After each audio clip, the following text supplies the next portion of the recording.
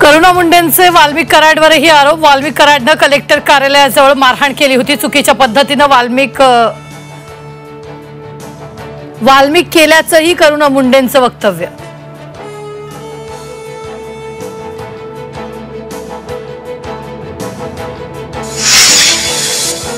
राहुल सोलापूरकरांचा राजीनामा। भांडारकर संस्थेच्या विश्वस्त पदाचा राजीनामा।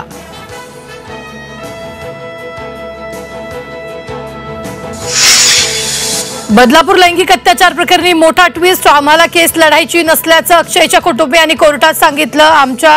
आमच्यावर कुणाचाही दबाव नाही, अक्षयच्या आईवडिलांची प्रतिक्रिया।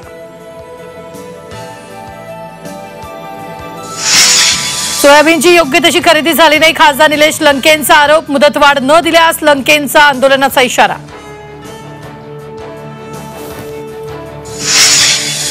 महाबळेश्वरमध्ये एप्रिल महिन्याच्या अखेरीस पहिला राज्यस्तरीय पर्यटन महोत्सव। देशी विदेशी पर्यटकांना आकर्षित करण्यासाठी हा महोत्सव।